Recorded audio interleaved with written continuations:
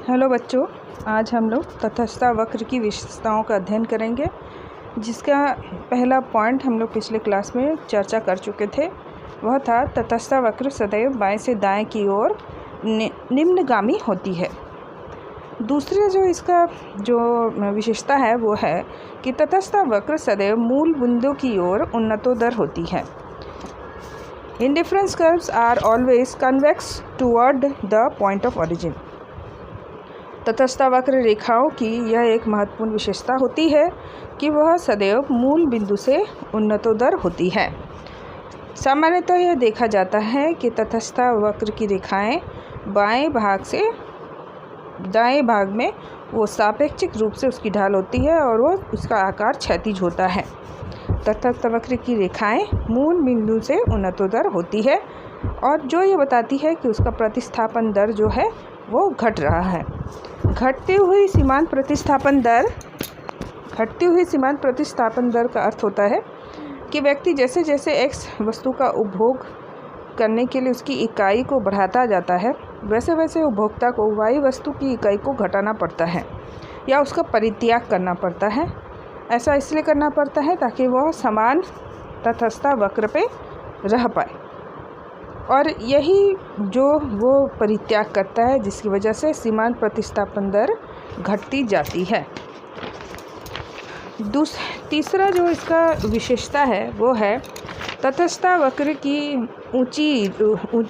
तटस्थता जो वक्र है उसके ऊंचा वक्र उपयोगिता की ऊंचे स्तर को दिखाता है या व्यक्त करता है। Higher indifference curve represent higher level of utility. सामान्यतः यह देखने को मिलता है कि उदासीनता वक्र जो होती है वह ऊंची जो होती है, जितनी ऊंची होगी वो उतनी ऊंचे स्तर के संतुष्टि को दिखाता है, और नीचे उदासीनता वक्र अपेक्षाकृत नीचे संतुष्टि दर को दिखाता है। इसका कारण यह होता है कि उदासीनता वक्र जो होता है वह उच्च वक्र रेखाओं पर दो वस्तुओं के विभिन्न संयोगों को दिखाता है, और नीचे उदासीनता वक्र जो है वह रेखाओं पर बने संयोगों को अपेक्षा के दो वस्तुओं की कम मात्रा को दिखाता है। तो अगर कोई दो संयोग है और उसके बीच में हम तुलना कर रहे हैं, तो ऊंची उदासीनता वक्र में दो वस्तुओं का संयोग में दोनों वस्तुओं की मात्रा अधिक होगी, और नीचे वाले वक्र में दोनों वस्तुओं के संयोग में उसकी वस्तुओं की जो मात्रा होगी वह कम होगी, जिसमें निश्चित ही अधिक संतोष। अब यह हम जान रहे हैं कि ऊंची जिसमें ज़्यादा मात्रा होगी उससे उपभोक्ता को निश्चित ही अधिक संतोष की प्राप्ति होगी। इसे हम रेखा चित्र से भी दिखा सकते हैं, जो हमने वैसे भी उदासीनता वक्र में आपको जिसका चित्र पिछले वीडियो में भेजा था।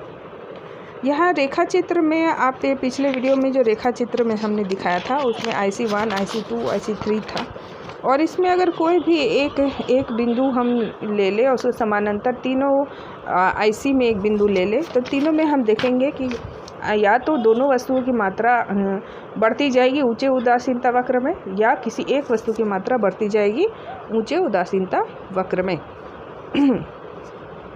अब A वस्तु या Y यहाँ पर देख सकते हैं कि जो संयोग होगा वो जितनी ऊपर जाएंगे, मूल बिंदु से जितने ऊपर तटस्थता वक्र जाएगा उतने संयोग में अधिक मात्रा होगी X तथा Y वस्तु की। चौथी जो होती है इसकी जो विशेषता यह है कि उदासीनता वक्र X और Y अक्षों में से किसी को भी स्पर्श नहीं करता। Indifference curves does not touches either the x axis और y axis। उदासीनता वक्र रेखा की यह एक महत्वपूर्ण विशेषता होती है, यह x तथा y अक्षों में से किसी भी अक्ष को स्पर्श नहीं करता।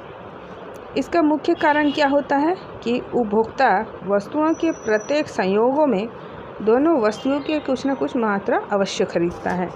वो किसी ऐसा संयोग को कभी नहीं खरीदता जिसमें एक वस्तु की मात्रा शून्य है, इसीलिए वह किसी भी अक्ष को छूता नहीं है।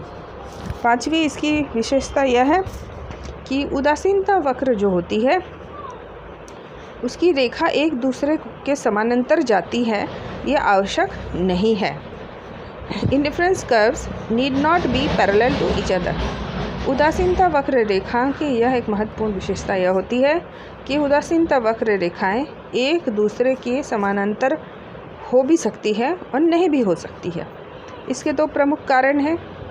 उदासीनता वक्र की रेखाओं पर दो वस्तुओं के बीच की सीमांत प्रतिस्थापन दर प्रत्येक संयोगों के लिए एक समान होना आवश्यक नहीं होता। इसीलिए क्योंकि उपभोक्ता की आय, रुचि आदि इस तरीके के विभिन्न जो कारण हैं, इसके परिवर्तन जो दोनों के बीच में होते हैं, दोनों वस्तुओं के बीच में उसकी अधिमान दर में परिवर्तन हो सकता है। उपयोगिता का तटस्थता वक्र विश्लेषण संख्यात्मक माप पर आधारित नहीं है। तटस्थता वक्र विश्लेषण जो है वो क्रमगत माप पर आधारित है और संख्यात्मक माप पर आधारित नहीं है। यह तटस्थता वक्र की कुछ मुख्य विशेषताएं हैं। बच्चों, ये बहुत महत्वपूर्ण विशेषताएं हैं, इसे आपको याद करना चाहिए, यह एग्ज़ाम में ज़रूर आता है।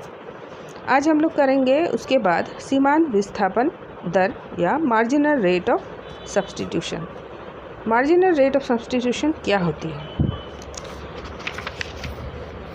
मान लेते हैं कि एक उपभोक्ता के पास दो वस्तु है x तथा y।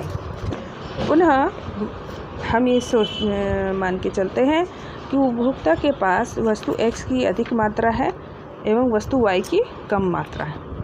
अब उपभोक्ता इन्हीं दो वस्तुओं के विभिन्न संयोगों को लेगा और उसमें समान संतुष्टि वो उसके उपभोग से प्राप्त करना चाहेगा। अब उपभोक्ता वस्तु x के एक अतिरिक्त इकाई का उपभोग करने हेतु वह वस्तु y की जितनी मात्रा का परित्याग करता है उसे ही सीमांत प्रतिस्थापन दर कहते हैं। x वस्तु के एक इकाई को प्राप्त करने के लिए y वस्तु की जितनी इकाई का वो परित्याग करेगा या करना चाहेगा उसे ही सीमांत प्रतिस्थापन दर कहते हैं।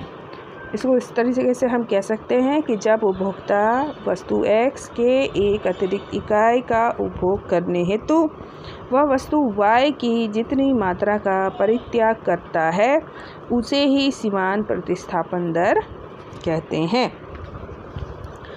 प्रसिद्ध अर्थशास्त्री लेफ्टविच ने कहा है कि सीमांत प्रतिस्थापन दर जो है वह इस प्रकार है, उन्होंने परिभाषा दी है।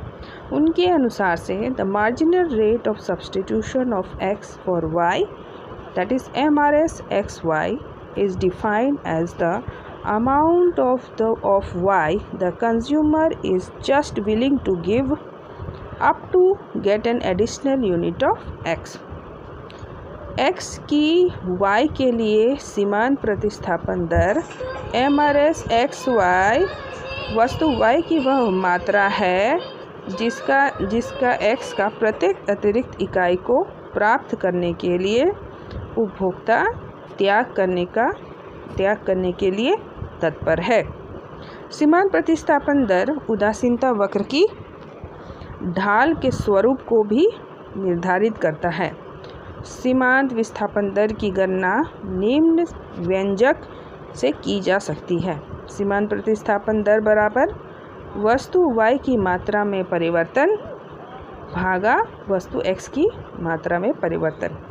सीमांत प्रतिस्थापन दर बराबर वस्तु y की मात्रा में परिवर्तन भागा वस्तु x की मात्रा में परिवर्तन। इसको हम लोग इस सूत्र के द्वारा भी लिख सकते हैं। MRS XY बराबर delta y by delta x। Delta को हम एक ट्रायंगल से या त्रिकोण से दिखाएंगे। सीमांत प्रतिस्थापन दर सदैव ऋणात्मक होती है जो घटते सीमांत प्रतिस्थापन दर को व्यक्त करती है, जिसके फलस्वरूप उदासीनता वक्र मूल बिंदु से उन्नतोदर होता है। अब सीमांत प्रतिस्थापन दर उन्नतोदर क्यों होती है? ह्रासमान विस्थापन दर या डिमिनिशिंग रेट ऑफ सब्स्टिट्यूशन। जब उपभोक्ता वस्तु x के एक अतिरिक्त इकाई का उपभोग करने हेतु वो वस्तु y की इकाई मात्रा का परित्याग करता है तो उसे सीमांत विस्थापन दर कहते हैं। लेकिन सदैव वस्तु x के लिए वो वस्तु y की त्याग की दर एक समान नहीं होती, अपितु y के परित्याग का दर क्रमशः घटती जाती है। यह जो घटती जाती है इसे ही ह्रासमान विस्थापन दर कहते हैं। इसे हम लोग अगली कक्षा में इसका अच्छे से अध्ययन करेंगे। Thank you.